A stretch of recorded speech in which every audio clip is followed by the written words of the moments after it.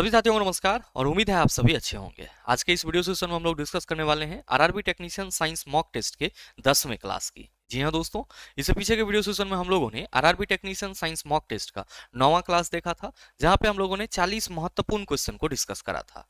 दोस्तों आज के इस वीडियो सेशन में भी हम लोग वैसे ही कुछ और महत्वपूर्ण क्वेश्चन की चर्चा कर रहे होंगे, जो आपके आगामी आरआरबी टेक्नीशियन भर्ती परीक्षा के लिए बहुत ही उपयोगी है। साथ ही आपकी जानकारी के लिए बताना चाहूंगा कि इस सेशन का जो क्वेश्चन है सॉल्यूशन सहित पीडीएफ आपको कहां मिलेगा, यह हमारे टेलीग्राम ग्रुप से मिल जाएगा, जिसका लिंक इस वीडियो के नीचे डिस्क्रिप्शन में दिया हुआ है। आप वहां से जाकर के पीडीएफ को एक्सेस कर सकते हैं। बहरहाल आइए अपने सेशन की शुरुआत करते हैं और देखते हैं एग्जाम रेलेवेंट क्या कुछ सीख पाते हैं। मेरे मित्र, अब जो आपका टेक्नीशियन का समय बचा है उसमें आप कहीं ना कहीं मान सकते हो कि आपका आर या पार का दौर चल रहा है। ऐसे में जो भी छात्र अपियर होने जा रहे हैं, आप सभी को बस मैं यही कहना चाहूंगा कि जितना से जितना आपका मतलब ज्यादा से ज्यादा एनसीईआरटी हो सके उस पर फोकस कीजिएगा, और लास्ट टाइम में रिवीजन के लिए एनसीईआरटी से बेस्ट कुछ नहीं हो सकता है। बात बाकी आप इस सेशन के माध्यम से हमारे साथ जुड़े हुए हैं, डिस्कशन कर रहे हैं, तो हमारी ये पूरी कोशिश रहती है कि आपके क्लास में हम जो भी शब्द बोले वो एनसीईआरटी से रिलेटेड हो। तो मेरे मित्र, आपका यहाँ से तो रिविजन हो ही रहा है, साथ में आप अपने से भी जो टॉपिक आपको कठिन लगे मेरे मित्र उसको आप एनसीईआरटी से ही सॉल्व करने का प्रयास कीजिएगा, अदर किसी भी बुक का सहारा मत लीजिएगा। बहरहाल जो आपका पहला सवाल है आप सबों के सामने है कि मानव शरीर इनमें से कौन सा भाग सल की उपकला से अस्तरित नहीं होता है। मतलब मानव शरीर में इसमें से कौन सा ऐसा पार्ट है जो सल की उपकला उत्तक यानी कि आप कह सकते हो एस्क्वेमस एपिथेलियल टिश्यू से अस्तरित नहीं होता है। ध्यान दीजिएगा, यहां पे किसकी बात की जा रही है? मानव की। क्या कहोगे कि गुरुजी हमें कहां चलना होगा? जंतु उत्तक के पास चलना होगा। कहां चलना होगा? जंतु उत्तक के पास, यानी कि एनिमल टिश्यू के पास चलना होगा। कितने प्रकार के होते हैं? आप कहोगे 4 प्रकार के। कौन कौन सा? तो उपकला उत्तक, फिर कौन होता है? आप सभी कहेंगे संयोजी उत्तक, और कौन होता है? आप कहेंगे गुरुजी इसके बाद होता है हमारा पेशी उत्तक, फिर कौन होता है? आप कहेंगे इसके बाद होता है हमारा तंत्रिका उत्तक। मेरे मित्र ध्यान में रखना कि अगर हम उपकला उत्तक की बात करते हैं तो ये जो हमारा उपकला उत्तक है एपिथेलियल टिश्यू है। बेसिकली ये उत्तक हमारे शरीर के कवरिंग और प्रोटेक्टिंग मतलब वाले भाग को देखता है। मतलब आप ये कह लो कि आपके शरीर में कोई भी ऐसा पार्ट जिसे कवर करना हो, वहां पे आपको उपकला उत्तक का कोई ना कोई लेयर देखने को जरूर मिल जाएगा। तो आपके बॉडी को कवर और प्रोटेक्ट करने के लिए आपके शरीर में कौन सा उत्तक है? आप कहेंगे उपकला उत्तक है। अब इसके भी क्या होते हैं? अलग अलग कोशिका के आकार के वजह से इसकी अलग अलग प्रकार होते हैं। और मेरे मित्र आप सभी ध्यान में रखना कि मोटे तौर पर अगर हम उपकला उत्तक के प्रकार की बात करते हैं तो पहला आपका उपकला उत्तक कौन सा होता है? तो मेरे मित्र इसी को पहले को हम लोग सल्की या सलकाभ उपकला उत्तक कहते हैं। क्या कहते हैं? सल्की या सलकाभ उपकला उत्तक। ध्यान रखिएगा, इसी को हम लोग एस्क्वेमस एपिथेलियल टिश्यू कहते हैं। दूसरा मेरे मित्र आपका क्या होता है? तो दूसरा होता है आपका क्यूबेडल एपिथेलियल टिश्यू, जिसको हम लोग क्या कहते हैं? घनाकार उपकला उत्तक। क्या कहते हैं? घनाकार उपकला उत्तक। और मेरे मित्र तीसरा होता है आपका स्तंभाकार उपकला उत्तक, जिसको हम लोग क्या कहते हैं? कॉलमनर एपिथेलियल टिश्यू कहते हैं। साथ में मेरे मित्र अगला कौन होता है? अस्तरित उपकला उत्तक, जिसको हम लोग क्या कहते हैं? तो आप सभी ध्यान में रखेंगे स्ट्रेटिफाइड उपकला उत्तक कहते हैं। स्ट्रेटिफाइड उपकला उत्तक कहते हैं। अब नेक्स्ट अगर आप बढ़ेंगे तो सिलिएटेड एपिथेलियल टिश्यू भी होता है, जिसको हम लोग क्या कहते हैं? पक्षमापी उपकला उत्तक। लेकिन ध्यान रखिएगा कि मोटे तौर पे आपको ये प्रकार देखने को मिल जाएंगे। और जो सवाल आपसे करा जा रहा है कि मानव शरीर में इनमें से कौन सा भाग सल की उपकला से अस्तरित नहीं होता है, तो आपको ये ध्यान में रखना होगा कि जो आपका त्वचा है इसमें कौन सा उपकला उत्तक होता है? अस्तरित उपकला उत्तक होता है, स्ट्रेटिफाइड एपिथेलियल टिश्यू होता है। और इसीलिए मेरे मित्र जब आप त्वचा पे ब्लेड वगैरह लगाते हैं तो त्वचा का एक लेयर फटता है। मतलब जो एपिथेलियल टिश्यू आपके स्किन में है वो लेयर बाय लेयर चिपका हुआ रहता है, जिसको हम लोग अस्तरित उपकला उत्तक कहते हैं। और मेरे मित्र अगर हम लोग मुख की बात करें और साथ में हम ग्रसिका इसोफेगस की बात करें तो इस दोनों में आपको क्या देखने को मिल जाता है? सल की उपकला उत्तक देखने को मिल जाता है। और मेरे मित्र अगर हम लोग बात करते हैं ब्रिक नलिका की, तो इस ब्रिक नलिका में आपको किस प्रकार का उपकला उत्तक देखने को मिलता है? घनाकार उपकला उत्तक यानी कि क्यूबेडल एपिथेलियल टिश्यू देखने को मिल जाता है। तो आप हमें यह बता दो जो आपसे सवाल करा जा रहा है कि मानव शरीर इनमें से कौन सा भाग सल्की उपकला से स्तरित नहीं होता है, तो आप कहेंगे त्वचा में भी उपकला उत्तक है, मुख में भी है, ग्रसिका में भी है, लेकिन वृक्क नलिका में आप कह रहे हो घनाकार उपकला उत्तक होता है। तो सही आंसर कौन लेके जाएगा? आप कहेंगे ऑप्शन नंबर सी लेके जाएगा। तो उम्मीद करते हैं आप इस क्वेश्चन को समझ पाए होंगे। नेक्स्ट सवाल देखिएगा, क्वेश्चन नंबर 2 आपसे पूछा जा रहा है कि चुंबकीय बल रेखाओं की दिशा किसी बार चुंबक के अंदर किस प्रकार निर्दिष्ट होती है? केंद्र से दक्षिणी ध्रुव, उत्तरी से दक्षिणी ध्रुव, केंद्र से उत्तरी ध्रुव, दक्षिणी ध्रुव से उत्तरी ध्रुव, क्या होगा इसका आंसर? मेरे मित्र ध्यान रखिएगा कि यहां पे चुंबकीय बल रेखा के बारे में अंदर से पूछा गया है। सर इसका क्या मतलब होता है? ध्यान देंगे कि अगर ये हमारा कोई क्या है, एक बार मैग्नेट है, तो आप सभी क्या कहेंगे कि गुरुजी ये वाला पोल नॉर्थ पोल कहलाएगा और ये वाला पोल साउथ पोल कहलाएगा। और आप सबों को अच्छे से मालूम है कि चुंबकीय क्षेत्र रेखाएं नॉर्थ पोल से निकलती है और साउथ पोल पे खत्म होती है। चुंबकीय क्षेत्र रेखाएं जो है वो नॉर्थ पोल से निकलती है और किस पे खत्म होती है? आप कहते हैं साउथ पोल पे खत्म होती है। कुछ इसी तरीके का मेरे मित्र आपको क्या होता है सर नीचे में भी देखने को मिलता है। अगर हम लोग ड्रॉ करें तो क्या देख रहे हैं कि ये नॉर्थ पोल से निकल रही है और साउथ पोल पे जाकर के खत्म हो रही है। अब मेरे मित्र ये जो आप चुंबकीय क्षेत्र रेखा को देख रहे हो, आप ये बाहर से देख रहे हो, तो आप ये कह सकते हो कि गुरुजी अगर किसी हम बार मैग्नेट की बात करेंगे और उस बार मैग्नेट के बाहर से चुंबकीय क्षेत्र रेखा की कल्पना करेंगे तो क्या होगा? आप कहेंगे उत्तरी ध्रुव से दक्षिणी ध्रुव की ओर होगा। लेकिन अगर जैसे ही ये चुंबकीय क्षेत्र रेखा इंटर करती है दक्षिणी ध्रुव में मेरे मित्र, तो फिर ये क्या होती है? आप सभी ध्यान में रखेंगे, ये दक्षिणी ध्रुव से उत्तरी ध्रुव की ओर चलती है, दक्षिणी ध्रुव से उत्तरी ध्रुव की ओर चलती है। यानी कि अगर हम लोग चुंबक के अंदर चुंबकीय क्षेत्र रेखा की बात करें, चुंबकीय क्षेत्र रेखा की बात करें, चुंबकीय क्षेत्र रेखा की बात करें तो वो क्या होगा? आप सभी कहेंगे गुरुजी साउथ टू नॉर्थ। क्या होगा? South pole to north pole होगा। बोले तो दक्षिणी ध्रुव से उत्तरी ध्रुव की ओर होगा। क्या होगा? दक्षिणी ध्रुव से उत्तरी ध्रुव की ओर होगा। तो मेरे मित्र जो आपसे सवाल करा जा रहा है कि चुंबकीय बल रेखाओं की दिशा किसी बार चुंबक के अंदर किस प्रकार निर्दिष्ट होती है? केंद्र से दक्षिणी ध्रुव, आप कहेंगे बिल्कुल नहीं होगा। उत्तरी से दक्षिणी ध्रुव, ये कब कहते हैं? जब सर बाहर से पूछा जाता तो ये भी नहीं होगा। सर केंद्र से उत्तरी ध्रुव नहीं होगा। दक्षिणी ध्रुव से उत्तरी ध्रुव, बिल्कुल सही है। सही आंसर हमारा ऑप्शन नंबर डी हो जाएगा।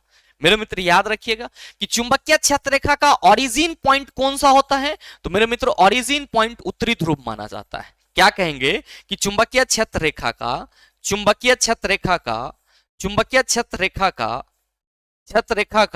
ओरिजिन पॉइंट क्या कहेंगे? गुरुजी उत्तरी ध्रुव को माना जाता है। किसको माना जाता है? उत्तरी ध्रुव को माना जाता है। और बाद बाकी आप सबों को मालूम होगा कि चुंबकीय क्षेत्र रेखाएं कभी भी किसी भी बिंदु पर एक दूसरे को इंटरसेक्ट नहीं करती है, एक दूसरे को नहीं काटती है। नेक्स्ट क्वेश्चन नंबर 3 आपसे पूछा जा रहा है कि एक प्रकाश किरण एक अवतल दर्पण के ध्रुव पर आपतित होती है, तो आपतित किरण और मुख अक्ष के बीच निर्मित न्यून कोण क्या कहलाता है? मेरे मित्र आपसे यह कहा जा रहा है कि एक प्रकाश की किरण है जो अवतल दर्पण के ध्रुव पर आपतित हो रही है। ये मान लो आपका अवतल दर्पण है, ये क्या है? अवतल दर्पण है। तो आप सभी कहेंगे गुरुजी ये इसका मुख अक्ष हो जाएगा, ये यहां पे पोल होगा, ये इसका फोकस होगा और ये क्या होगा? वक्रता केंद्र।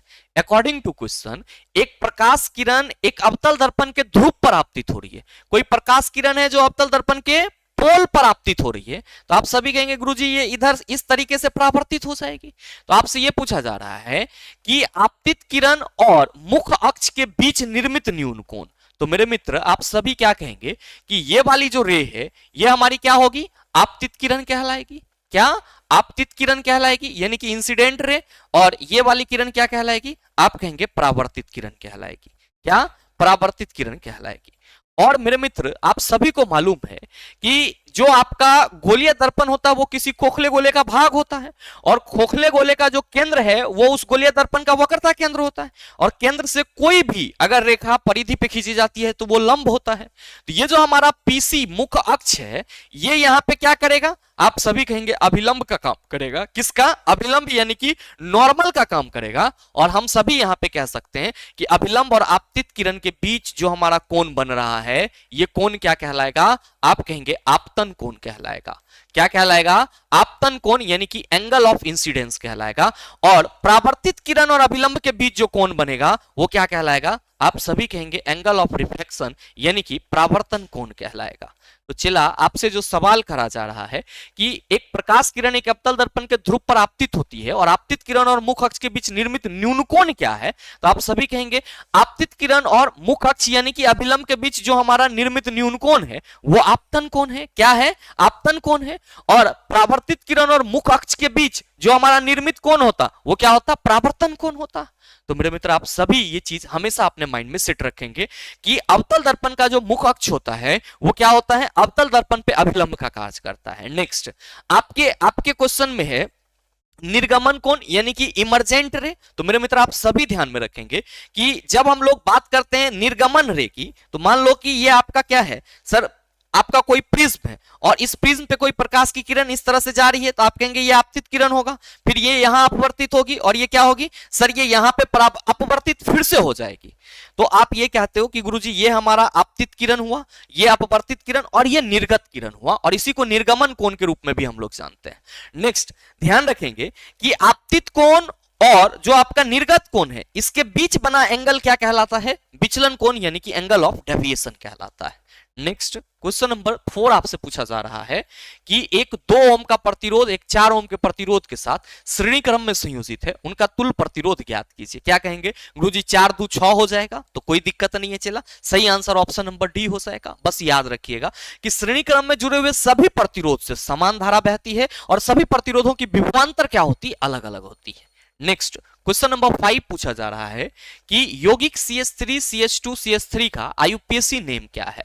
तो मेरे मित्र कैसे निकालेंगे? पहले हम सभी क्या करते हैं कि जो हमारा फॉर्मूला है CH3 CH2 और CH3 को, सर इसमें कितने कार्बन है? आप कहेंगे 3, और हाइड्रोजन कितने हैं? 3 2 5 और 3 8, तो ये C3H8 हो गया। आप सभी क्या कहेंगे कि गुरुजी ये हमारा प्रोपेन होगा। क्या होगा? प्रोपेन। तो जो आपसे सवाल करा जा रहा है कि CH3 CH2 CH3 का IUPAC नाम क्या है? आप सभी कहेंगे गुरुजी propane. That's why right answer of this question is option number B.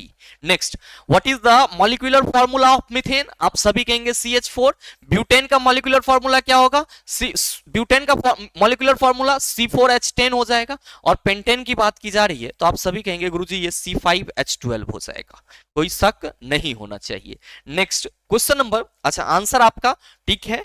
Question number 6 पूछा जा रहा है कि प्रोकैरियोटिक राइबोसोम की उप इकाई संरचना क्या है? आप सभी कहेंगे कि गुरुजी 50S और 30S क्या है? प्रोकैरियोटिक राइबोसोम की उप इकाई संरचना है। अब बहुत सारे छात्र ऐसे होंगे जो यहां पे कंफ्यूज कर रहे होंगे कि गुरुजी ये क्या आपने बता दिया। तो मेरे मित्र आप सभी ध्यान में रखना कि अगर हम सेल की बात करते हैं तो सेल 2 प्रकार के होते हैं। कौन कौन सा? तो एक होता है आपका प्रोकैरियोटिक सेल। क्या होता है? Prokaryotic cell. और दूसरा क्या होता है आपका? Eukaryotic cell. प्रोकैरियोटिक सेल और यूकैरियोटिक सेल। मेरे मित्र याद रखेंगे कि प्रोकैरियोटिक सेल का जो केंद्रक होता है वो विकसित नहीं होता है। जो केंद्रक होता है वो क्या होता है सर? विकसित नहीं होता है। केंद्रक विकसित नहीं होता है। जबकि मेरे मित्र आपका जो यूकैरियोटिक सेल है, जो यूकैरियोटिक सेल है इसमें केंद्रक क्या होता है? आप सभी ध्यान में रखना, इसमें केंद्रक हमारा विकसित होता है। क्या होता है? केंद्रक विकसित होता है। अब मेरे मित्र प्रोकैरियोटिक सेल आपको बेसिकली वैसी सेल होती है जो प्रिमिटिव होती है। मतलब क्या? इनिशियल फेज में होती है, लेकिन होती तो सेल ही है। तो जो फंक्शन होते हैं सेल के बेसिक या आप कह सकते हो मेन, वो प्रोकैरियोटिक सेल में भी पाई जाती है। और याद रखिएगा कि प्रोकैरियोटिक सेल में भी क्या होते हैं? राइबोसोम पाए जाते हैं। और प्रोकैरियोटिक सेल के जो राइबोसोम होते हैं, प्रोकैरियोटिक सेल के जो राइबोसोम होते हैं वो क्या होते हैं सर? 70S प्रकार का होता है। किस प्रकार का? 70S प्रकार का होता है। जबकि मेरे मित्र आपका जो यूकैरियोटिक सेल है इसमें राइबोसोम 80S प्रकार का होता है। सर इसमें राइबोसोम क्या होता है? आप सभी ध्यान में रखना, 80S प्रकार का होता है। 80S प्रकार का होता है। अब मेरे भाई याद रखना कि ये आपका क्या है? राइबोसोम का प्रकार।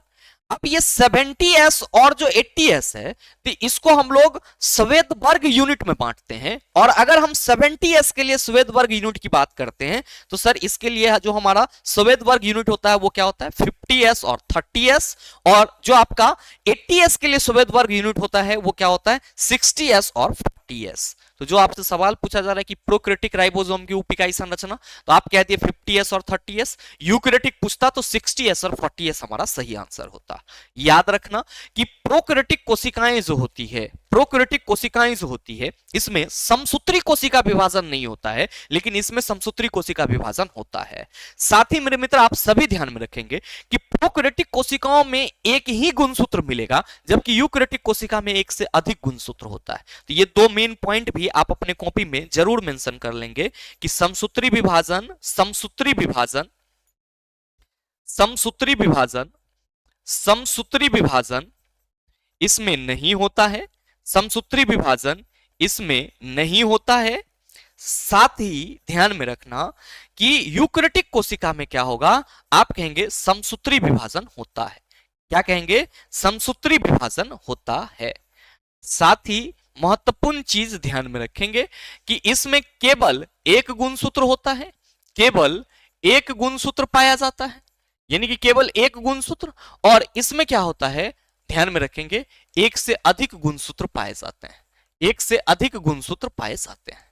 तो ये चीज आपके लिए इंपॉर्टेंट था। सर प्रोकैरियोटिक सेल और यूकैरियोटिक सेल में डिफरेंसेस, मेरे मित्र ये कुछ पॉइंट आप सभी अपने माइंड में जरूर रखेंगे। नेक्स्ट क्वेश्चन नंबर 7 आप सबों के सामने है कि पुष्प के किन जनन भागों में जनन कोशिकाएं होती है? पंखुड़ी एवं बत्तिकाग्र, परागकोश एवं बाह्यदल, बाह्यदल एवं पुंकेसर, पुंकेसर एवं स्त्री केसर। आप कहेंगे गुरुजी इतना बार डिस्कशन किए हैं, इसमें कोई कंफ्यूजन नहीं है। और पुंकेसर और स्त्री केसर में क्या होते हैं? पुष्प के जनन भाग होते हैं। याद रखिएगा आप सभी। अगर हम लोग बात करेंगे कि पौधे का जनन अंग, पौधे का जनन अंग, तो आप सभी कहेंगे कि पौधे का लैंगिक जनन अंग। तो ये चीज ध्यान में रखिएगा कि पौधे का लैंगिक जनन अंग, पौधे का लैंगिक जनन अंग कौन सा है? आप सभी कहेंगे गुरुजी पुष्प यानी कि फूल है। अब ये पुष्प आपको मेल में भी देखने को मिलता है। इस पुष्प में आपका मेल पार्ट भी होता है, इस पुष्प में आपका मेल पार्ट भी होता है और साथ ही इसमें फीमेल पार्ट भी होता है। और मेरे भाई आप सबों को मालूम है कि जो मेल पार्ट होता है इसको हम लोग क्या कहते हैं? पुंकेसर। क्या कहते हैं? पुंकेसर। और जो फीमेल पार्ट होता है इसको हम लोग क्या कहते हैं? स्त्री केसर। क्या कहते हैं? स्त्री केसर। तो वही पुंकेसर, स्टेमन और पिस्टिल की बात की जा रही है। नेक्स्ट ध्यान में रखिएगा ये भी कि पुंकेसर में आपका कौन आ जाएगा? तो आप सभी कहेंगे परागकोश, परागकोश, परागकण, परागकोश, परागकण और पुतंतु, फिलामेंट, ये सब पुंकेसर में आ जाएंगे। स्त्री केसर में अंडप, अंडप, वर्तिका, वर्तिका और वर्तिकाग्र किस में आ जाएंगे? सर ये स्त्री केसर में आ जाएंगे। नेक्स्ट क्वेश्चन देखिए, क्वेश्चन नंबर 8 पूछा जा रहा है कि ए और बी के बीच कुल प्रतिरोध कितना है? यहां पे ए पॉइंट ये है और बी पॉइंट ये है। इसमें कहा जा रहा है कि ए और बी के बीच कुल प्रतिरोध क्या होगा। आप सबों को इसमें हड़बड़ाना नहीं है, चिल्ला ध्यान देना यहां पे कि आप देख रहे हैं कि ए और बी में जो कनेक्शन है उसमें सर जो पी और क्यू के बीच सभी प्रतिरोध हैं वो श्रेणी क्रम में है, और फिर आर और एस के बीच जितने भी प्रतिरोध है सब श्रेणी क्रम में है। तो हम क्या करते हैं कि पहले इस श्रेणी क्रम के टोटल प्रतिरोध को ज्ञात करते हैं। तो 2 ओम, 4 ओम और 6 ओम, ये टोटल कितना हो गया चेला? आप सभी कहेंगे ये टोटल हमारा 12 ओम हो गया। अब मेरे मित्र नीचे वाला प्रतिरोध 17 ओम और 7 ओम है, ये टोटल कितने हो गए? 24 ओम। अब ये 24 ओम जो है, मतलब एक 12 ओम और एक 24 ओम के जो प्रतिरोध हैं वो ए और बी के बीच में क्या है? समांतर क्रम में जुड़े हुए हैं।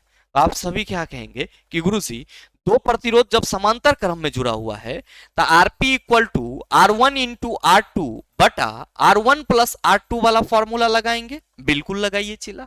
R1 कितना? तो आप कहिएगा 12 इंटू R2 कितना? 24 अब बटा आपका R1 प्लस R2 यानी कि 12 प्लस 24 क्या होगा? 17 ना ठीक तो है, 12 प्लस 24 कहां से होगा ये सर? ये हम 17 हमारे माइंड में आ गया था। ठीक है, R1 इंटू R2 बटा R1 प्लस R2। ठीक, अब मेरे मित्र अगर हम इसको सॉल्व करेंगे तो ये हमारा 288 बटा क्या आ जाएगा? 4 2 6 2 1 3। अब अगर हम लोग इसको सॉल्व करने की कोशिश करेंगे तो 36 8 है, 8 6 के 48 और 8 तिया 24 4 88, ये मेरे मित्र 8 आ जाएगा। यानी कि जो आपसे सवाल करा जा रहा है कि ए और बी के बीच कुल प्रतिरोध कितना है, आप सभी कहेंगे 8 ओम। कितना? 8 ओम। नेक्स्ट सवाल देखिए, क्वेश्चन नंबर 9 पूछा जा रहा है कि एक वस्तु अपनी स्थिर अवस्था से चलना आरंभ करती है, यह 2 सेकंड में 5 मीटर पर सेकंड की गति प्राप्त कर लेती है, तो इसका त्वरण क्या होगा? आप कहेंगे गुरुजी ऐसा सवाल आप काहे लाए? मेरे मित्र इसलिए लाए कि आप में से बहुत सारे छात्र ऐसे हैं जो इस नॉर्मल से सवाल में भी परेशान हो जाते हैं। आरआरबी एलपी के एक सेट में यह क्वेश्चन पूछा गया था कि कोई पिंड है जो 40 मीटर पर सेकंड के हिसाब से वेग से चल रही है और 5 सेकंड बाद उसकी जो वेग है वो 20 मीटर पर सेकंड हो जा रही है, तो पूछा जा रहा है कि इसका एक्सेलरेशन क्या होगा। अब आप क्या कहेंगे गुरुजी, 40 मीटर पर सेकंड के वेग से चल रही है तो यू हो गया हमारा 40, अब भी हो गया हमारा 20 मीटर पर सेकंड और टी हो गया हमारा 5 सेकंड। तो हम सबों को मालूम है v माइनस यू बटा टी, 20 माइनस 40 अब बटा क्या हो जाएगा 5, तो आप कहेंगे गुरुजी माइनस 20 बटा 5 हो जाएगा। आप सभी कहेंगे कि गुरुजी ये 5 का 20 यानी कि माइनस 4 मीटर पर सेकंड स्क्वायर हो जाएगा। अब ये सवाल आपको इतना परेशान कर रहा है कि रोज 4-5 छात्र भेज रहे हैं, जबकि मैंने इसको सॉल्यूशन में बताया भी कि ये रेलवे का आंसर सही है, इसमें दिमाग नहीं लगाना है। क्यों? क्योंकि मैंने अपने सेशन में कई बार आपको बताया है कि अगर वस्तु का वेग घट रहा हो तो त्वरण ऋणात्मक होगा और ऋणात्मक त्वरण को हम मंदन कहते हैं। तो बहुत सारे छात्र डिस्कशन करें, सर त्वरण को कभी निगेटिव लेते हैं क्या? मेरे भाई त्वरण सदिश राशि है, त्वरण आपका सदिश राशि है और जब आपको कंसेप्ट मालूम है कि वेग घटेगा तो त्वरण ऋणात्मक होगा, तो हम लेते हैं नहीं लेते हैं इसका क्या मतलब है? हम फिजिक्स के लॉ पे चलेंगे ना। लेकिन हमारे बहुत सारे मित्र अलग अलग सर का फोटो, जो मिलियन में सर हैं, ओकर फोटो लेके भेज रहे हैं। अब हम क्या ही नाम लें उनका, ठीक नहीं लगता है हमको ये सब पर्चे में पढ़ना। लेकिन मेरे मित्र जरा सा गौर फरमाइएगा कि यहाँ पे पहले 40 मीटर पर सेकंड के हिसाब से चल रही थी, फिर उसकी वेग 20 मीटर पर सेकंड हो गई, मतलब वेग घट गई। अब संभव था कि वेग हमारा 0 भी हो जाता, लेकिन वेग तो 20 मीटर पर सेकंड हो गई। अगर वस्तु 0 से स्टार्ट करता और तब 40 पहुंचता, तब वेग बढ़ रहा है, यहां तब वेग घट रहा है, तो आप क्या कहेंगे? त्वरण हमारा ऋणात्मक होगा। तो इसमें कोई कंफ्यूजन नहीं होना चाहिए। बहरहाल इसी अनुरूप पे जो आपका सवाल है कि एक वस्तु अपनी स्थिर अवस्था से चलती है, तो प्रारंभिक अवस्था से जब भी चलेगा तो प्रारंभिक वेग आप क्या होगा? आप कहेंगे स्थिर अवस्था से चलेगा विश्राम की अवस्था से, तो प्रारंभिक वेग 0। अब ये 2 सेकंड में क्या करता है सर? 5 मीटर पर सेकंड का वेग प्राप्त कर लेता है। तो आप सभी कहेंगे गुरुजी ए यहां पे हमारा क्या हो जाएगा? ए इक्वल टू भी माइनस यू बटा टी से सर 5 माइनस 0 अब बटा टी कितना? तो सर जी 2 सेकंड। तो चला 5 बटा 2 कितना हो गया? 2.5 मीटर पर सेकंड स्क्वायर। तो सही आंसर आप कहेंगे ऑप्शन नंबर सी। अब ध्यान दो कि आप कहोगे कि सर यहां पे कहीं नहीं आया, यहां इसलिए नहीं आया क्योंकि वेग प्रारंभ से स्टार्ट हुआ है 0 से और तब बढ़ के हुआ है 5 मीटर पर सेकेंड। तब वेग बढ़ रहा है, त्वरण धनात्मक होगा, वेग घट रहा है, त्वरण ऋणात्मक होगा। अब यही कह देता क्वेश्चन कि एक वस्तु 5 मीटर पर सेकंड के वेग से चल रही है और अगले 2 सेकंड में इसका वेग क्या हो जाता है? 0 हो जाता है, या फिर अगले 2 सेकंड बाद वस्तु रुक जाती है, तो ऑटोमेटिकली हम कहते हैं v minus you by T, 0 minus 5 बटा 2 इक्वल टू माइनस 2.5 मीटर पर सेकंड स्क्वायर। फिर से समझो कि यहां पे वस्तु स्थिर अवस्था से चल रही है। अब हम कहें कि वस्तु 5 मीटर पर सेकंड के वेग से चल रही है। जैसे सवाल ये लिख लो कि वस्तु 5 मीटर पर सेकंड के वेग से चल रही है, 5 मीटर पर सेकंड के वेग से चल रही है तथा 2 सेकंड बाद रुक जाती है, 2 सेकंड बाद रुक जाती है, या 2 सेकंड बाद उसका अंतिम वेग 0 हो जाता है। तो आप कहिएगा सर यहां पे u हमारा 5 मीटर पर सेकंड हो जाएगा, v हमारा 0 होगा, t हमारा 2 सेकंड होगा। तो a equal to v minus u बटा टी, v 0 है माइनस u हमारा 5 है बटा t कितना है 2, तो माइनस 5 बटा 2, ये क्या हो गया सर जी? ये हो गया माइनस 2.5 मीटर पर सेकंड स्क्वायर। तो आया चला माइनस में तुरंत आया। तो क्वेश्चन रेलवे के द्वारा सही पूछा गया है, आंसर भी सही है, इसलिए उसमें दिमाग लगाने की जरूरत नहीं है। ये सवाल में कंफ्यूजन कई सारे छात्रों को था, इसलिए मैंने इस क्वेश्चन को लाना जरूरी समझा। नेक्स्ट सवाल क्वेश्चन नंबर 10 पूछा जा रहा है कि 30 ओम प्रतिरोध वाले एक इलेक्ट्रिक लैंप और 6 ओम प्रतिरोध वाले एक चालक को 6 वोल्ट की बैटरी के साथ श्रेणी क्रम में संयोजित किया गया है, परिपथ का कुल प्रतिरोध ज्ञात कीजिए। बताओ ना बनेगा सर। इस क्वेश्चन का आंसर आप सभी नीचे कमेंट करके जरूर बताइएगा, आपके कमेंट का इंतजार रहेगा। बहरहाल अगला सवाल आपके सामने है, क्वेश्चन नंबर 11 कि रेखित पेशियों के संबंध में निम्नलिखित में से कौन सा कथन सही है। पहला है कि इनकी कोशिकाएं लंबी असुंडित सिरों वाली और अशाखित होती है। इनकी कोशिकाएं लंबी बेलनाकार अखंडित और अशाखित होती है। इनमें स्पष्ट हल्के और गहरे पट उपस्थित होते हैं। इनकी कोशिकाएं असुंडित और बेलनाकार आकृति वाली तथा शाखित होती है। क्या होगा इसका आंसर? कल ही मैंने इसके बारे में बताया है। आप सभी कहेंगे गुरुजी कल आपने सिर्फ बताया था, डायग्राम नहीं बताया था। तो लो चला, आज हम आपके सामने डायग्राम भी लेकर के आए हैं। और ध्यान रखना यहां पे कुछ चीजें जो आपके एनसीईआरटी के लिए बहुत ही, एनसीईआरटी का है और ये आपके सर टेक्नीशियन एग्जाम के लिए बहुत जरूरी है। मेरे मित्र आप सभी ये डायग्राम देख पा रहे होंगे। यहां पे आपको जो सबसे पहला डायग्राम दिख रहा है, इसको हम लोग क्या कहते हैं? इसको हम लोग रेखित पेशी कहते हैं। क्या कहते हैं? रेखित पेशी कहते हैं। ध्यान में रखना, इसी को हम लोग क्या कहते हैं? एस्ट्रिएटेड मसल्स कहते हैं। ऐच्छिक मसल्स यही है सर, इसी को कंकाली मसल्स भी कहा जाता है। मेरे मित्र जो आपका रेखित पेशी है, इसकी संरचना आपको कैसी दिखाई पड़ रही है? गुरुजी इसकी संरचना हमें सिलिंड्रिकल दिखाई पड़ रही है। इसकी संरचना हमें सिलिंडर दिखाई पड़ रही है।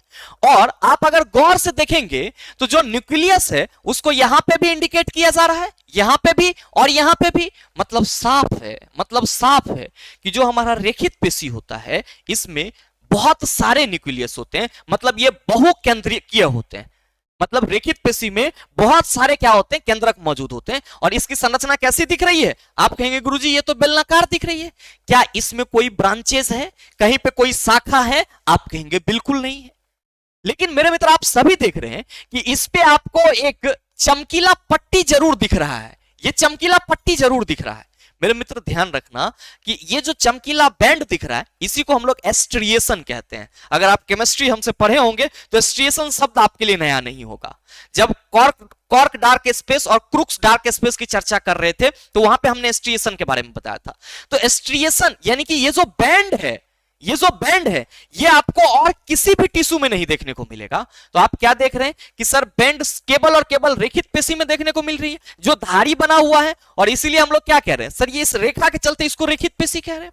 वहीं पे अगर आप बात करोगे किसकी सर? चिकनी पेशी की, यानी कि स्मूथ पेशी की। तो मेरे मित्र आप सभी देख रहे हैं कि स्मूथ पेशी की जो कोशिकाएं हैं ये क्या है? तर्करूपी है, स्पिंडल शेप में है। क्या है सर? इसका जो अगला सिरा है ये तर्करूपी है, मतलब नुकीला है, स्पिंडल शेप है। आप सभी देख पा रहे होंगे। इसीलिए तो हम लोग कहते हैं कि चिकनी पेशी की जो कोशिकाएं होती है वो स्पिंडल यानी कि तर्करूपी होती है। और इसमें अगर आप गौर से देखेंगे तो सर इसमें आपको क्या दिख रहा है? सर प्रत्येक कोशिका में एक ही न्यूक्लियस आपको देखने को मिल रहा है। क्योंकि ये आपका मतलब एक टिश्यू का प्रकार है, इसीलिए कोशिकाओं का समूह दिख रहा है। तो एक कोशिका में आप देखो यहां पे एक ही केंद्रक, एक कोशिका में एक ही केंद्रक। तो हम लोग क्या कहते हैं? चिकनी पेशी तर्करूपी होती है और इसमें केवल और केवल एक केंद्रक मौजूद होता है।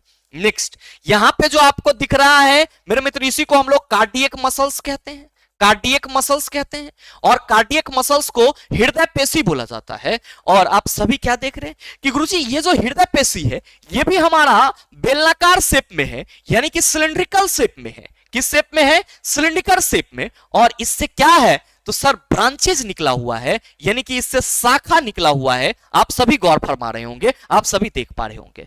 इसीलिए तो हम लोग कहते हैं कि कार्डियक मसल्स जो होती है वो बेलनाकार शाखा युक्त होती है। और इसमें भी आपको न्यूक्लियस सर एक ही देखने को मिलता है, केंद्रक एक ही देखने को मिलता है। तो चिकनी पेशी और कार्डियक मसल्स में एक एक केंद्रक होता है, जबकि मेरे मित्र जो आपका रेखित पेशी होती है उसमें बहुत सारे केंद्रक होते हैं।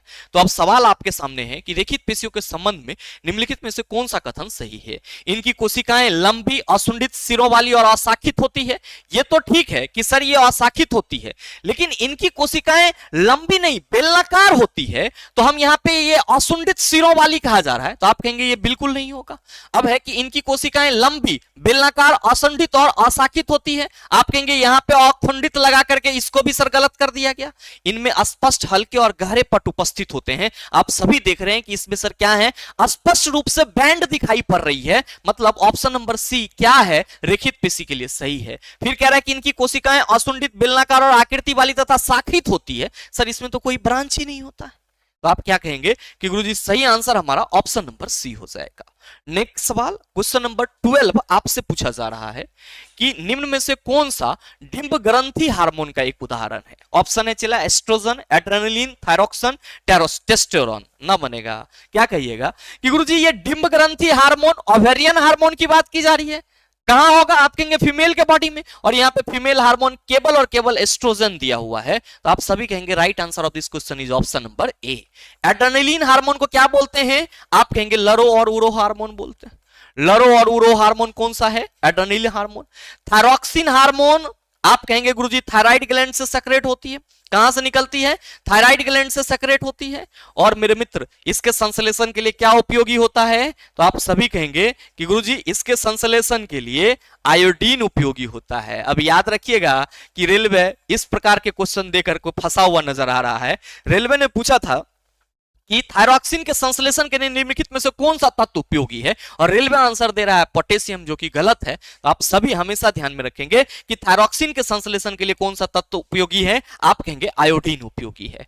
नेक्स्ट टेस्टोस्टेरोन हार्मोन, आप सभी कहेंगे गुरुजी इसको हम लोग मेल हार्मोन बोलते हैं। क्या बोलते हैं, मेल हार्मोन यानी कि नर हार्मोन बोलते हैं। नेक्स्ट क्वेश्चन नंबर 13 पूछा जा रहा है, निम्न में से कौन सा पदार्थ विद्युत चुंबक बनाने के लिए सर्वाधिक उपयुक्त है। क्या कहिएगा, सर एल्युमिनियम जो है वो विद्युत मृदु लोहा यानी कि सॉफ्ट आयरन जो है वो विद्युत चुंबक बनाने के लिए सर्वाधिक उपयुक्त है।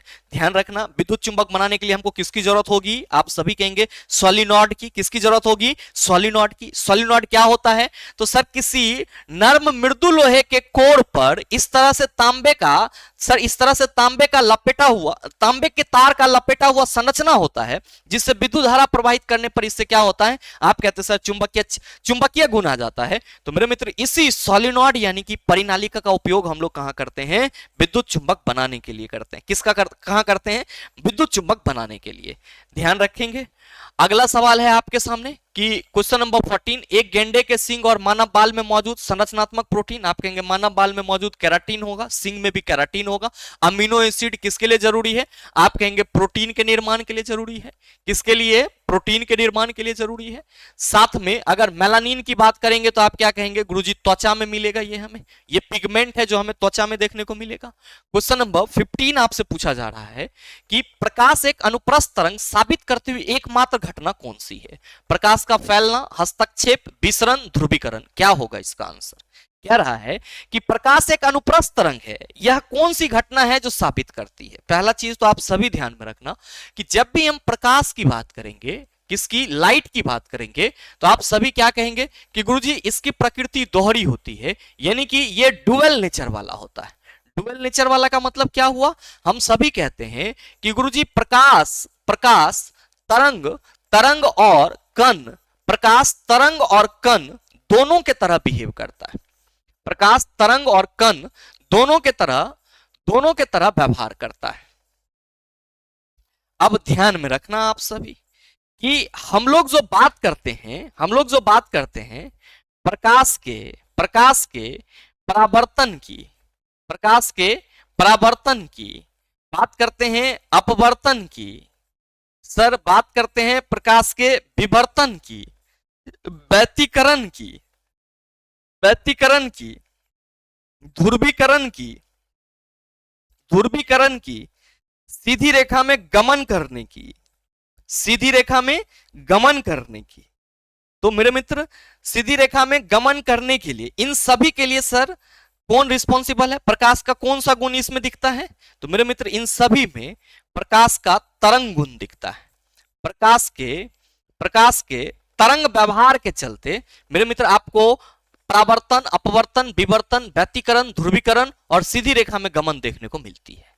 अब मेरे मित्र ध्यान में रखना आप सभी कि प्रकाश का विद्युत प्रभाव, प्रकाश का वैद्युत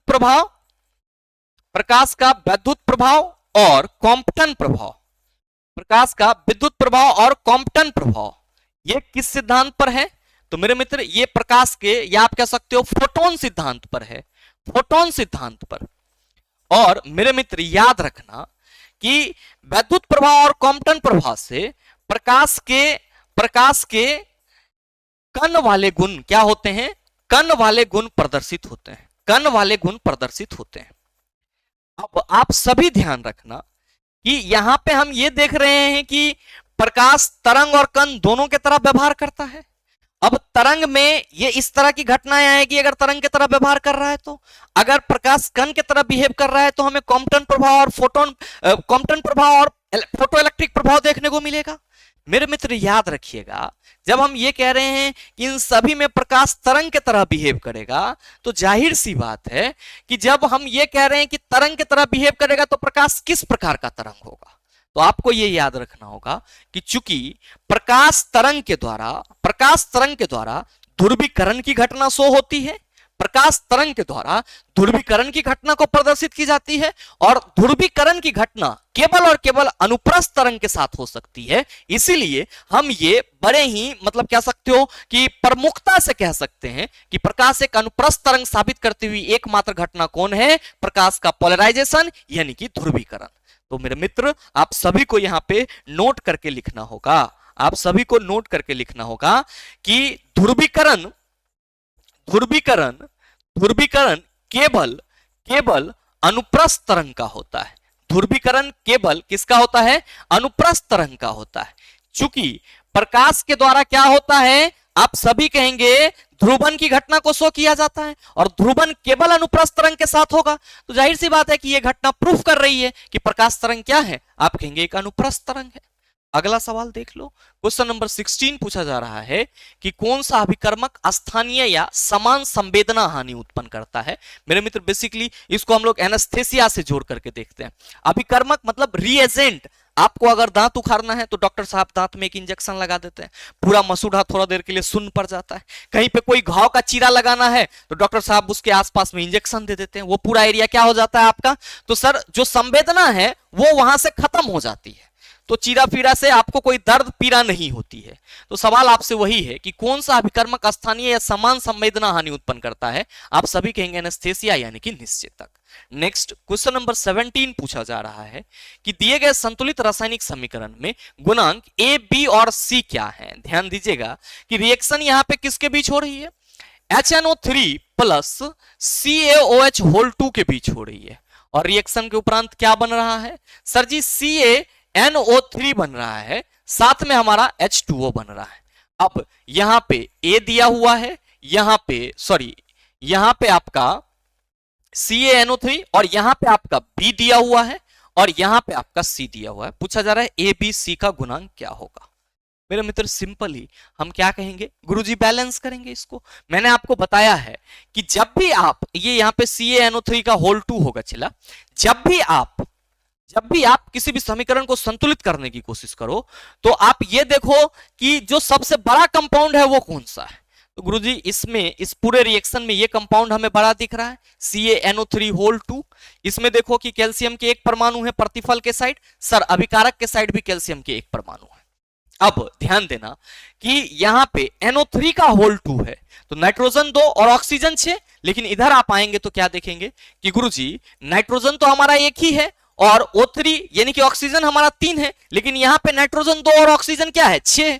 तो आप कहेंगे यहां पे अगर 2 लगा दें तो हमारा सर NO3 जो है वो बैलेंस हो जाएगा। ध्यान देना कि जब आप इधर 2 लगाए तो हाइड्रोजन इधर आपका कितना हो गया 2, और यहां पे भी आपके कितने हाइड्रोजन हैं सर जी 2 हाइड्रोजन है, तो टोटल कितने हो गए 4। लेकिन मेरे मित्र इधर प्रतिफल के साइड तो हाइड्रोजन 2 ही है, क्या कहेंगे कि गुरुजी यहां भी 2 लगा देते हैं।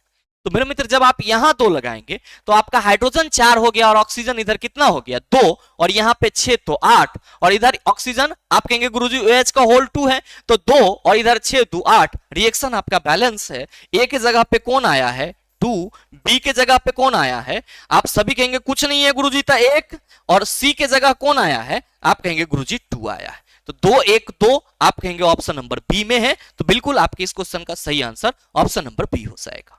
अगला क्वेश्चन नंबर 18 आपसे पूछा जा रहा है कि निम्नलिखित में से प्रकाश के परिकर्णन के अनुप्रयोग में कौन से कथन सत्य हैं।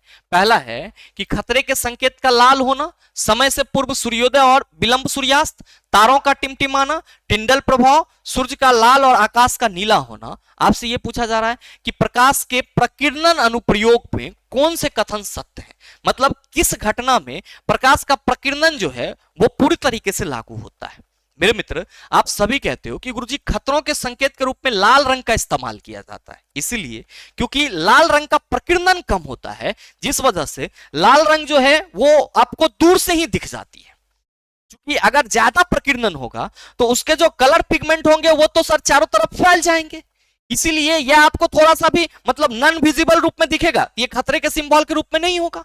लेकिन लाल रंग की तरंगदैर्घ्य ज्यादा होती है तो मेरे मित्र इसका जो प्रकीर्णन होता है वो क्या होता है, कम होता है, और इसी वजह से सर ये अगर कहीं दूर जल रही होती है तो इसके पूरे के पूरे पिगमेंट आपको क्या नजर आते हैं, रेड नजर आते हैं। तो प्रकाश के प्रकीर्णन का उपयोग सर लाल रंग में होता है, खतरों के संकेत में होता है।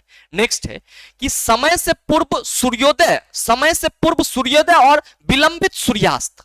तो मेरे मित्र आप सभी ध्यान में रखना कि समय से पूर्व सूर्योदय और विलंबित सूर्यास्त, यानी कि सूर्योदय और सूर्यास्त के समय में आपको सर आभासी जो समय का अंतर दिखता है, सूर्योदय और सूर्यास्त के समय में आभासी जो अंतर दिखता है 2 मिनट का आगे पीछे जो दिखता है, ये किस घटना के चलते होती है, ध्यान में रखना, ये वायुमंडलीय अपवर्तन के चलते होती है। किस घटना के चलते, वायुमंडलीय अपवर्तन के चलते होती। अब मेरे मित्र ध्यान रखेंगे कि तारों का टिमटिमाना किस घटना की वजह से होता है, तारों का टिमटिमाना वायुमंडलीय अपवर्तन की वजह से। किस वजह से, वायुमंडलीय अपवर्तन की वजह से। और साथ ही ध्यान रखेंगे कि टिंडल प्रभाव, आप कहेंगे गुरुजी ये प्रकाश के प्रकीर्णन की वजह से होगा। सूर्य का लाल और आकाश का नीला होना, यह भी प्रकाश के प्रकीर्णन की वजह से होता है। तो मेरे मित्र जो आपसे सवाल करा जा रहा है निम्नलिखित में से प्रकाश के प्रकीर्णन के अनुप्रयोग में कौन से कथन सत्य हैं, तो आप कहेंगे 1, 4 और 5। देख लीजिए किस ऑप्शन में है। पहले ऑप्शन में है 2, 3, 4, नहीं होगा। 4, 5, 1 या 1, 4, 5। आप कहेंगे sir ji option number B is the right answer of this question. अगला सवाल क्वेश्चन नंबर 19 पूछा जा रहा है कि सामान्यतः प्राणियों की तुलना में पादपों को कम ऊर्जा की आवश्यकता होती है, इसके मुख्य कारण निम्नलिखित हैं। पहला, उत्तकों में बड़े अनुपात में मृत कोशिकाओं की उपस्थिति, बिल्कुल सही है। जो पादप होते हैं मेरे मित्र, उनके शरीर में बहुत सारे ऐसे उत्तक होते हैं जो कि मृत होते हैं, तो जाहिर सी बात है कि जो मृत उत्तक हैं उसको ऊर्जा की उतनी ज्यादा आवश्यकता नहीं होगी। नेक्स्ट है कि गतिशीलता की अनुपस्थिति होती है, that's are the main reason. Plant एक जगह से दूसरी जगह मूव नहीं करता है, तो उसको एक जगह से दूसरी जगह जाने के लिए जो ऊर्जा चाहिए उसको उतनी ज्यादा जरूरत नहीं होती है। तो जो सवाल है कि सामान्यतः प्राणियों की तुलना में पादपों को कम ऊर्जा की आवश्यकता होती है, इसके मुख्य कारण निम्नलिखित हैं। तो पहला कारण उत्तकों में बड़े अनुपात में मृत कोशिकाओं की उपस्थिति, बिल्कुल सही है। गतिशीलता की अनुपस्थिति, बिल्कुल सही है। और फिर है कि पादप अपना भोजन स्वयं संश्लेषित करते हैं, तो मेरे मित्र इसका कोई मतलब नहीं निकलता है। और श्वसन के दौरान पादप O2 मुक्त करता है, आप सभी कहेंगे गुरुजी ये भी बिल्कुल गलत हो जाएगा। श्वसन के दौरान अगर हम पादप O2 मुक्त करने की बात करेंगे तो क्या कहिएगा कि कहीं भी श्वसन होगा तो ऑक्सीजन लिया जाएगा, न कि ऑक्सीजन दिया जाएगा। तो यहां पे जो आपका सही स्टेटमेंट होगा वो क्या होगा, आप कहेंगे 1 और 2, और ये ऑप्शन नंबर बी में है। तो बिल्कुल right answer of this question is option number B. Next question number 20 आपसे पूछा जा रहा है कि रसोई के बर्तनों पर नॉन स्टिक कोटिंग के लिए निम्नलिखित में से कौन सा एक विशेष प्लास्टिक उपयुक्त होता है, बेकेलाइट, टेफ्लॉन, फिनॉल, पॉलीथीन। आप क्या कहेंगे गुरुजी टेफ्लॉन, तो इसमें तो कोई लाग लपेटा ही नहीं है चला। नेक्स्ट क्वेश्चन नंबर 21 पूछा जा रहा है कि बोरबरी पद्धति के अनुसार एक परमाणु के बाह्यतम कक्षा में अधिकतम कितने इलेक्ट्रॉन हो सकते हैं। आप सभी कहेंगे कि गुरुजी बोर-ब्यूरी स्कीम के अनुसार, बोर-ब्यूरी स्कीम के अनुसार किसी परमाणु के बाह्यतम कक्षा में मैक्सिमम नंबर ऑफ इलेक्ट्रॉन कितना होगा, मैक्सिमम नंबर ऑफ इलेक्ट्रॉन। आप सभी कहेंगे गुरुजी ये 8 होगा। क्या होगा, 8। तो सही आंसर ऑप्शन नंबर सी हो जाएगा। याद रखना कि बोर-ब्यूरी के अनुसार, यानी कि बोर-ब्यूरी स्कीम के अनुसार सर किसी कक्षा में, यानी कि एनी सेल, यहां पे हम क्या कहते हैं, एनी सेल में मैक्सिमम नंबर ऑफ इलेक्ट्रॉन की संख्या कितनी होगी? तो आप सभी ये ध्यान में रखना 2n², जहां पे n क्या है? कक्षा संख्या है। यहाँ पे बाह्यतम कक्षा पूछा गया है, तो हमारा परमाणु की संख्या कुछ भी हो, बाह्यतम कक्षा में कितना इलेक्ट्रॉन होगा? 8 इलेक्ट्रॉन होगा। नेक्स्ट क्वेश्चन नंबर 22 आपसे पूछा जा रहा है कि मेंडल के प्रयोग में पीले रंग के बीज वाले मटर के पौधे का संकरण हरे रंग के बीज वाले मटर के पौधे के साथ कराने पर मटर के ऐसे पौधे प्राप्त हुए जिनमें से सभी के बीज पीले रंग के थे। यदि इन पौधों का स्वपरागन कराया जाता है तो उनसे 500 मटर एकत्र किए जाते हैं, तो उनमें से कितने हरे रंग के होते? लगभग 110, लगभग 440, लगभग 220, लगभग 330। ऐसे सवाल पूछे जा सकते हैं। और मेरे मित्र, आप सभी जो डायग्राम आपको अभी यहाँ पे दिखाया जाएगा उसको अपने माइंड में जरूर रख लीजिएगा, ये आपके लिए बहुत ही जरूरी है। ठीक है, ध्यान दीजिएगा।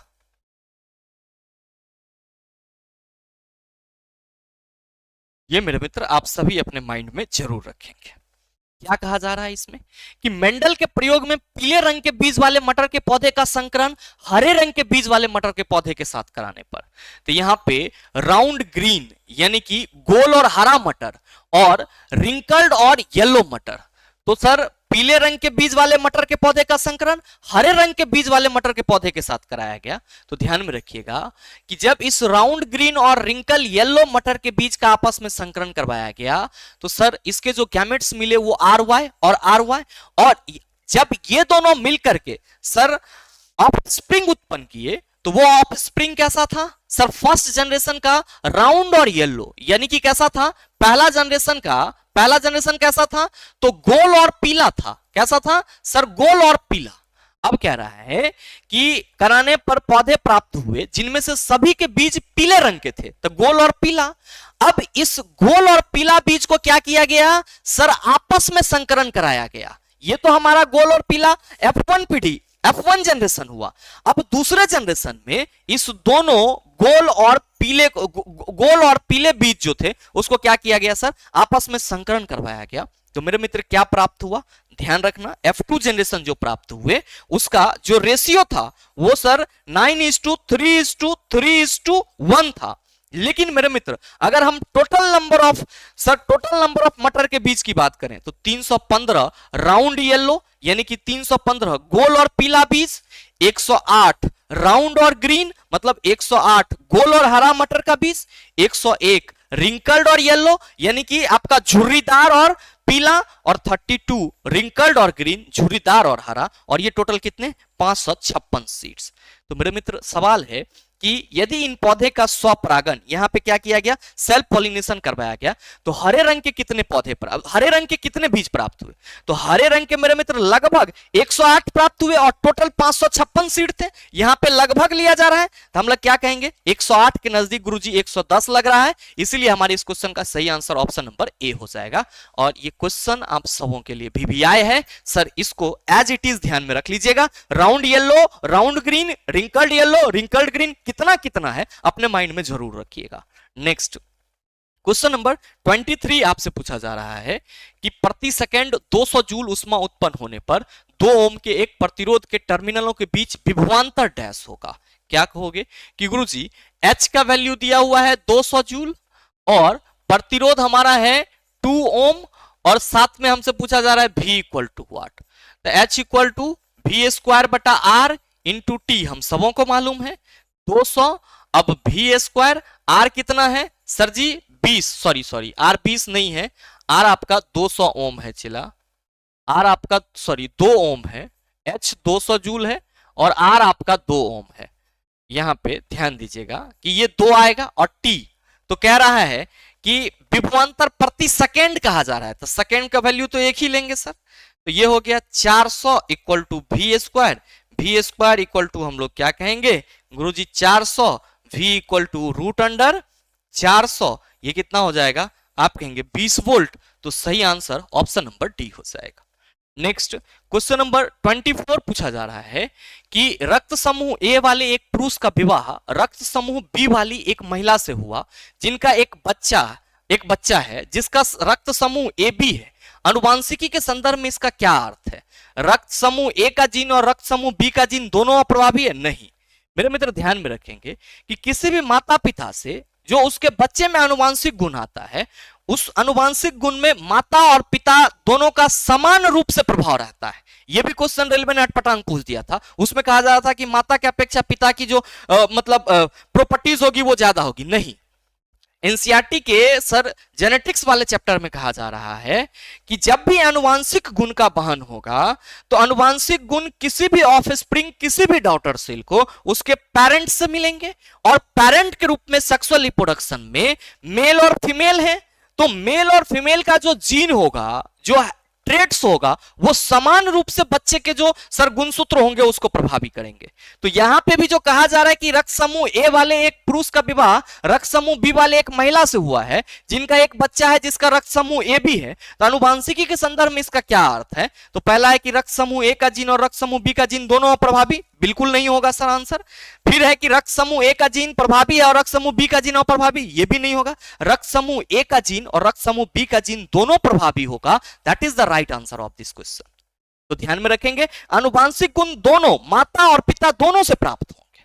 नेक्स्ट क्वेश्चन नंबर 25 आपसे पूछा जा रहा है कि यदि वायु के बुलबुले को एक पात्र में लिए गए चूने के पानी से होकर गुजारा जाता है तो क्या होगा? चला जी, चूने के पानी मतलब कैल्शियम हाइड्रोक्साइड की बात करी जा रही है।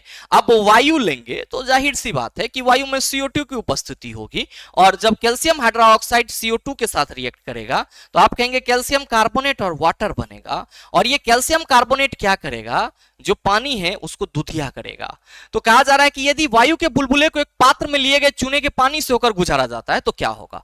चूने के साथ अभिक्रिया करते ही विलयन तुरंत लाल हो जाएगा? नहीं मेरे मित्र, लाल नहीं होगा। उष्माक्षेपी अभिक्रिया के कारण तापमान वृद्धि होगी? नहीं मेरे मित्र।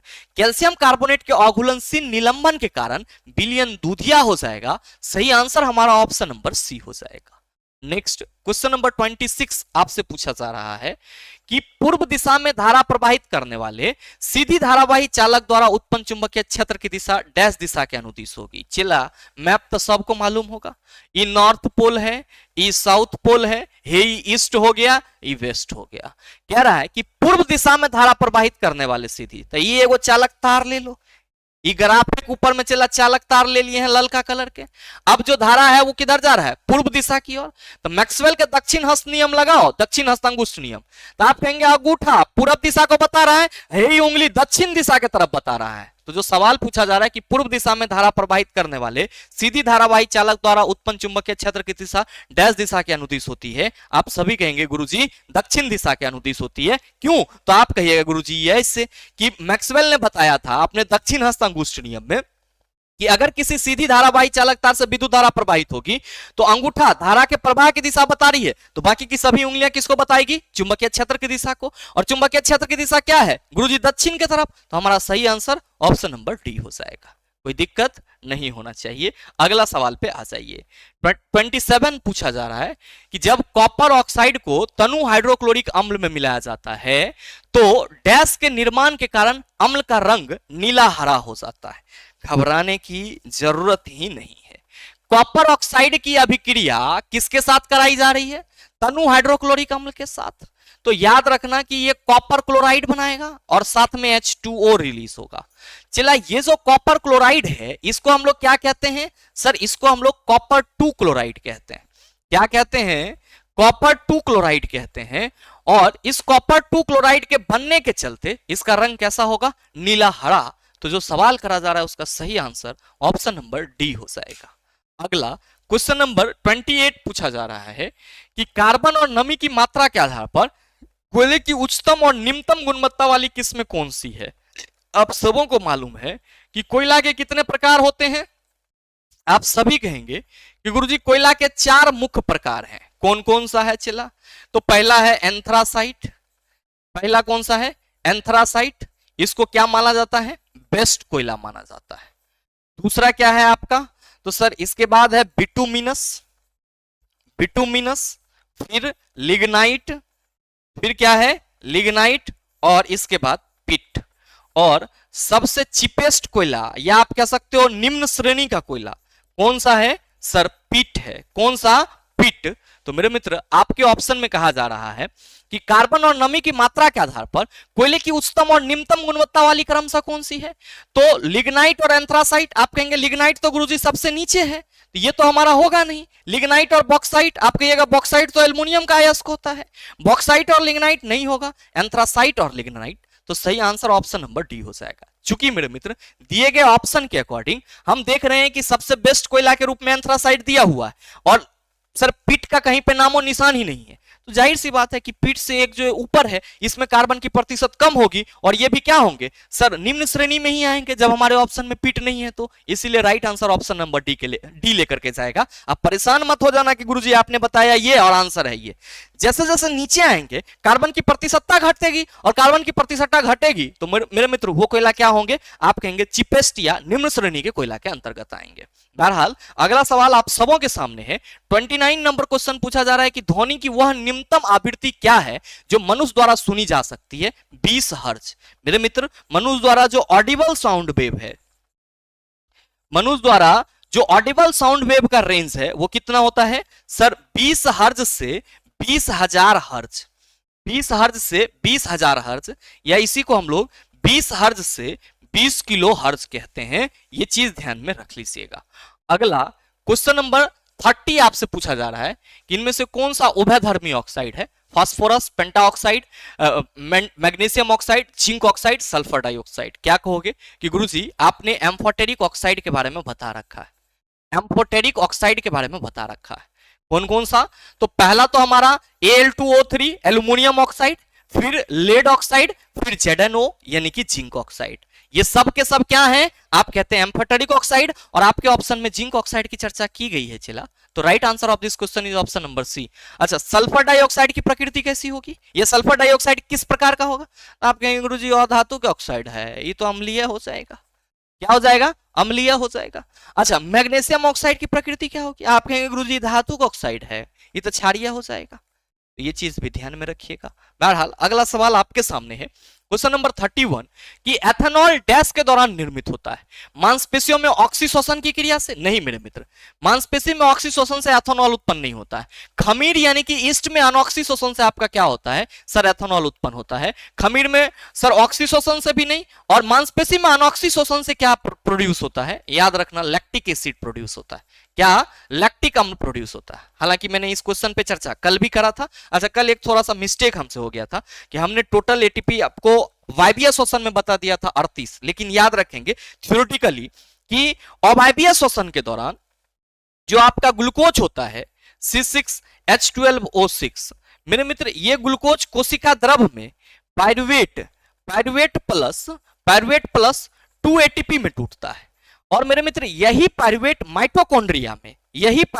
माइटोकॉन्ड्रिया में किस में टूट जाता है? तो ध्यान में रखेंगे कि माइटोकॉन्ड्रिया में जहां पे वायवीय श्वसन की प्रक्रिया होती है वहां पे ये 36 एटीपी में टूटता है। तो हम लोग ये कहते हैं कि पूरे संपूर्ण प्रक्रिया के दौरान 38 एटीपी रिलीज होता है। तो ये चीज आप ध्यान में रखेंगे कि अवायवीय श्वसन में 2 एटीपी और वायवीय श्वसन में हमारा 36 एटीपी होगा। अच्छा, यही पायरुवेट ऑक्सीजन के अब्सेंस में, किसमें? ऑक्सीजन के अब्सेंस में ईस्ट के द्वारा किस में बदल जाता है? तो आप सभी कहेंगे गुरुजी अल्कोहल प्लस CO2 में बदल जाता है। यही पायरुवेट सर ऑक्सीजन के अब्सेंस में हमारे पेशी कोशिका में लैक्टिक एसिड में बदल जाता है। अगला क्वेश्चन नंबर 32 पूछा जा रहा है, निम्नलिखित में से कौन सा तिलचट्टे तथा अन्य कीटों का उत्सर्जक अंग है? हम इस क्वेश्चन को भी आप सबों को होमवर्क के रूप में देना चाहेंगे। बड़ी मेहनत किए हैं ऐसे सवाल को आपको बताने के लिए। तो सही आंसर क्या होगा नीचे कमेंट करके जरूर बताइएगा। और इसमें सर दो क्वेश्चन है और दोनों का आंसर आपको बताना है। अगला सवाल देखिएगा, क्वेश्चन नंबर 33 पूछा जा रहा है कि कितने मेगावाट 1 गीगावाट के बराबर होगा? आप कहेंगे गुरुजी 1 जीबी जो है वो 1024 MB के बराबर होता है। तो जो सवाल करा जा रहा है उसका सीधा सा आंसर ऑप्शन नंबर बी हो जाएगा। नेक्स्ट क्वेश्चन नंबर 34 पूछा जा रहा है कि इनमें से किस विलयन में हाइड्रोजन आयन की सांद्रता उच्चतम होगी? जिसका pH वैल्यू न्यूनतम होगा उसमें H+ आयन की सांद्रता अधिकतम होगी। तो pH वैल्यू 4 सबसे न्यूनतम है, इसलिए सही आंसर ऑप्शन नंबर डी होगा। क्वेश्चन नंबर 35 पूछा जा रहा है कि दाब की SI इकाई, आप कहेंगे पास्कल। याद रख लेना कि 1 न्यूटन या न्यूटन पर मीटर स्क्वायर को ही हम लोग क्या कहते हैं? पास्कल कहते हैं। एम्पियर क्या है? विद्युत धारा का यूनिट, विद्युत धारा का यूनिट। एस्टेरेडियन क्या है मेरे मित्रों? ठोस कोण, ठोस कोण यानी कि सॉलिड एंगल की बात करी जाएगी, ठोस कोण यानी कि सॉलिड एंगल की बात करी जाएगी तो ठोस कोण का यूनिट एस्टेरेडियन हो जाएगा। और समतल कोण, समतल कोण की बात करी जाएगी तो आप सभी कहेंगे गुरुजी प्लेन एंगल की बात करी जाएगी तो उसका यूनिट क्या होगा? आप कहेंगे रेडियन हो जाएगा। अगला क्वेश्चन नंबर 36 कि निम्न में से कौन सा लेड का अयस्क है? आप सभी कहेंगे गुरुजी लेड का अयस्क गलेना है। अच्छा, लेमोनाइट किसका अयस्क है? आयरन का चेला, याद रखना। और बॉक्साइट आप कहेंगे एल्यूमिनियम का अयस्क है। और मेरे मित्र पायरोलुसाइट आप सभी याद रखना ये मैग्नीज का अयस्क। किसका? मैग्नीज का अयस्क। नेक्स्ट क्वेश्चन नंबर 37 पूछा जा रहा है निम्नलिखित में से कौन सा कथन सही नहीं है? अस्थि मज्जा मानव शरीर में लाल रक्त कणिकाओं का निर्माण करती है, बिल्कुल सही है। बोन मैरो के थ्रू क्या होता है? आरबीसी का निर्माण होता है। दूसरा है कि मानव की रीढ़ की हड्डी में 28 कशेरुक होते हैं, बिल्कुल गलत है। ये कितना होता है? 33। तो मेरे मित्र दूसरा ही स्टेटमेंट आपका गलत है। मध्यकन मिडिल एयर में मौजूद स्टेपीज मानव कंकाल की सबसे छोटी हड्डी है, बिल्कुल सही है। और मानव शरीर में मौजूद अपेंडिस और साथ ही साथ मेरे विजडम टीथ जिसको आप क्या कहते हैं सर? बुद्धि दंत, ये क्या है? अवशेषी अंग, वेस्टिगल ऑर्गन है। तो पूछा जा रहा है कौन सा कथन सही नहीं है? आप कहेंगे ऑप्शन नंबर बी गुरुजी सही नहीं है। नेक्स्ट क्वेश्चन नंबर 38 पूछा जा रहा है कि निम्नलिखित में से कौन सा पदार्थ ऊर्ध्वपातन की प्रक्रिया से गुजरता है? क्या कहेंगे? आयोडीन। याद रखना कि सब्लिमेशन का मतलब क्या हुआ सर? ऊर्ध्वपातन। सब्लिमेशन का मतलब क्या हुआ? ऊर्ध्वपातन। अब इसमें कोई ठोस किस में बदलेगा? तो आप सभी ध्यान में रखेंगे कि ठोस का सीधे गैस में परिवर्तित हो जाना क्या कहलाता है? आप सभी कहेंगे सब्लिमेशन यानी कि ऊर्ध्वपातन कहलाता है। तो किसी भी ठोस का बिना द्रव अवस्था में आए सीधे गैस में परिवर्तित हो जाना ऊर्ध्वपातन, और गैस का बिना द्रव अवस्था में आए ठोस में परिवर्तन, गैस का बिना द्रव अवस्था में आए ठोस में परिवर्तन क्या कहलाता है? याद रखना डिपोजिशन यानी कि निक्षेपण कहलाता है। मेरे मित्र याद रखेंगे कि ठोस का द्रव में बदलना, ठोस का द्रव में बदलना क्या कहलाता है सर? द्रवन कहलाता है। इसको हम लोग क्या कहते हैं? स्मेल्टिंग या फिर मेल्टिंग कहते हैं, स्मेल्टिंग या मेल्टिंग कहते हैं। ये शब्द इसलिए हम लिख रहे हैं क्योंकि ये एलपी में सवाल पूछा गया था, हम अपने मन से इसमें कुछ नहीं कर रहे हैं। ठोस का द्रव में बदलना बहुत सारे छात्र गलत करके आए हैं। याद रखना कि ठोस के द्रव में बदलना को द्रवन तो कहते ही हैं, साथ में मेरे मित्र इसको हम लोग क्या कहते हैं? फ्यूजन भी कहते हैं। क्या कहते हैं? फ्यूजन भी कहते हैं। और फ्यूजन का भी मतलब क्या होता है सर? द्रवित होना ही होता है। क्या होता है? द्रवित होना ही होता है। तो हमारे बहुत सारे मित्र परेशान हो गए थे, तो ये चीज भी ध्यान में रखिएगा, आपके एग्जाम के लिए जरूरी है। बहरहाल अगला सवाल आप सबों के सामने है, क्वेश्चन नंबर 39 की फ्लोरीन इनमें से किसका अपरूप है? आप कहेंगे ऑक्सीजन का अपरूप, तो आप हाल ही बताए हैं कि ऑक्सीजन का अपरूप जो है वो ओजोन हो जाएगा। क्या? O3 यानी कि ओजोन। जबकि हम सबों को मालूम है कि ये जो कार्बन है इसी का अपरूप C60 बकमिस्टर फ्लोरीन, हीरा, ग्रेफाइट, ये सब क्या है? कार्बन के ही अपरूप है। तो right answer of this question is option number D. Question number 40 पूछा जा रहा है कि निम्नलिखित में से कौन सा विकल्प सुमेलित नहीं है? पेनिसिलिन की खोज अलेक्जेंडर फ्लेमिंग ने करा, बिल्कुल बात सही है। इलेक्ट्रिक बल्ब की खोज थॉमस अल्वा एडिसन ने करा, बिल्कुल सही है। चेचक के टीका का खोज एडवर्ड जेनर ने करा, बिल्कुल बात सही। तो तीनों याद रख लेना कि पेनिसिलिन एंटीबायोटिक की खोज अलेक्जेंडर फ्लेमिंग ने करा, इलेक्ट्रिक बल्ब का खोज थॉमस अल्वा एडिसन ने करा, चेचक का टीका एडवर्ड जेनर ने करा। अब मेरे मित्र टेलीफोन की बात करी जा रही है, तो आप सभी क्या कहेंगे कि गुरुजी टेलीफोन का खोज जो जॉन लॉगी जेल बेयर्ड कहा जा रहा है ये नहीं है। टेलीफोन में घंटी बजती है। और मेरे मित्र आप सभी ध्यान में रखेंगे कि टेलीफोन का आविष्कार किसने करा? ग्राहम बेल ने करा। तो जो आपसे आंसर पूछा जा रहा है कि कौन सा विकल्प सुमेलित नहीं है, आप सभी कहेंगे गुरुजी ऑप्शन नंबर डी सुमेलित नहीं है। आपके आज के इस सेशन में टोटल 40 क्वेश्चन थे, जिसको मेरे मित्र आप सबों ने मेरे ख्याल से अच्छे से समझ लिया होगा। अब इससे संबंधित अगर आपको किसी भी प्रकार का सवाल दे दिया जाए तो आप उसका जवाब आसानी से दे सकते हैं। साथ ही आप सबों को एक छोटा सा अपडेट भी देना चाहूंगा कि आप में से कोई भी छात्र आगामी एएलपी सीबीटी 2 परीक्षा की तैयारी कर रहे हैं और हमारे साथ जुड़ करके basic science, engineering, drawing, fitter trade और डीजल मैकेनिक को पूरा कंप्लीट करना चाहते हैं अकॉर्डिंग टू एग्जाम पैटर्न के हिसाब से, तो आप सभी का स्वागत रहेगा द लॉजिकल साइंस एप्लीकेशन पे। मेरे मित्र, ये सभी बैच आपको द लॉजिकल साइंस एप्लीकेशन पे मिल जाएगा और इस बैच से संबंधित ज्यादा जानकारी के लिए आप हमारे दिए गए नंबर पे कॉल या व्हाट्सएप कर सकते हैं। बहरहाल उम्मीद करते हैं ये वीडियो आप सबों को अच्छा लगा होगा। अगर आपको वीडियो अच्छा लगा तो वीडियो को लाइक कीजिएगा, ज्यादा से ज्यादा अपने दोस्तों के साथ शेयर कीजिएगा और अगर आप चैनल पे नए हैं तो सब्सक्राइब करके बेल आइकन दबा लीजिएगा ताकि इस तरह के एग्जाम रिलेवेंट वीडियो का नोटिफिकेशन सबसे पहले आपके पास पहुंचे और आप उसको सबसे पहले देख पाओ। मिलते हैं फिर अगले वीडियो सेशन में, तब तक के लिए best of luck. Thank you, have a nice day.